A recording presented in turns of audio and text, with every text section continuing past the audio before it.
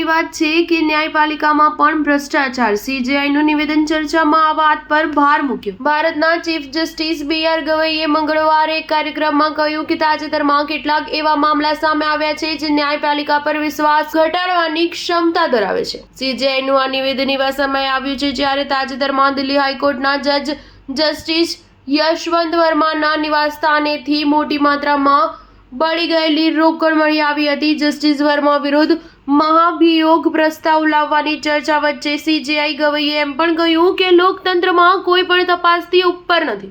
CJI Gavai UK supreme court round ટેબલમાં ન્યાયિક પ્રણાલીમાં જનતાનો વિશ્વાસ જાળવી રાખવાના વિષય પર બોલી રહ્યા હતા. દરમિયાન જસ્ટિસ ગવઈએ કહ્યું કે કોઈ પણ પ્રણાલીમાં આવી સમસ્યાઓ આવી શકે છે, પછી ભલે તે ગમે તેટલી મજબૂત હોય.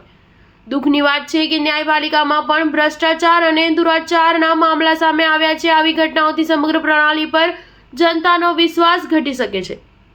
જસ્ટિસ ગવઈએ ન્યાયપાલિકામાં પ્રામાણિકતા, પારદર્શિતા અને તાત્કાલિક કાર્યવાહીની જરૂરિયાત પર ભાર મૂક્યો. સીજેઆઈ ગવઈએ કહ્યું કે ન્યાયપાલિકામાં લોકોનો વિશ્વાસ બનાવી રાખવા માટે આ મુદ્દાઓના ઉકેલ માટે ઝડપી, નિર્ણાયક અને પારદર્શક કાર્યવાહીની જરૂર છે. ભારતમાં સુપ્રીમ કોર્ટે આવા કેસ સામે આવતા તાત્કાલિક કાર્યવાહી કરી છે અને તેનો સામનો કરવા માટે વ્યાપક પગલાં ભર્યા છે. ચીફ જસ્ટિસે ભારતીય ન્યાયપાલિકા દ્વારા ઉઠાવવામાં આવેલા કેટલાક પગલાંનો ઉલ્લેખ કરતા કહ્યું કે કોઈ પણ વ્યક્તિ તપાસથી ઉપર ન હોઈ શકે, ભલે તે ન્યાયાધીશ જ કેમ ના હોય.